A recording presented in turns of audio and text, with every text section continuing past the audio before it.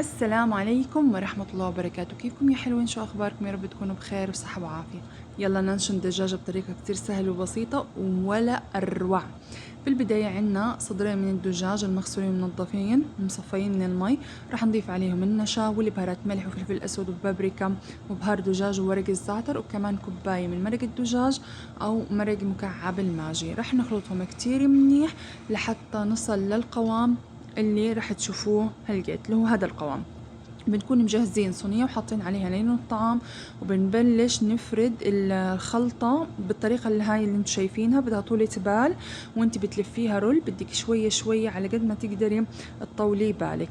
المهم لفيناها رول، بنبلش نضغطها على بعض كتير منيح بهذا الشكل حتى تصير بالشكل الاسطواني. تمام، نربطها من الجهتين بهذا الشكل. تمام، الكمية عملت لي 2.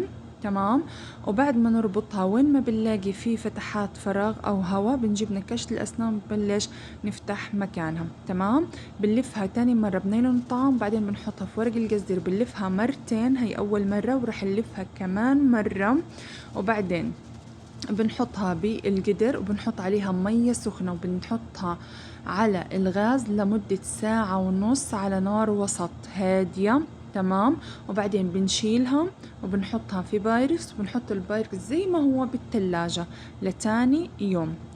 اجينا تاني يوم شلناها من الثلاجة، ما شاء الله تبارك الرحمن مستوية ومعطيك القوام الصح ولذيذة لذاذة مو طبيعية. عن جد البهارات والاستوى اللي احنا عاملين فيه معطيكي لذاذة رهيبة رهيبة رهيبة، أطيب من السوق، لازم تجربوها. شايفين ما شاء الله كيف بتقطع معاكي؟ ما شاء الله رهيبة رهيبة يا جماعة. البهارات معطيها تيست لذيذ. تمام، بنقطعها بالشكل هذا، وبعدين بنبلش بنجيب سندويشة أو خبزة وبنحشي فيها وبناكل مع لبنة مع جبنة. بالعافية عليكم، يا رب جربوها وراح تدعولي. ومع السلامة يا حلوين.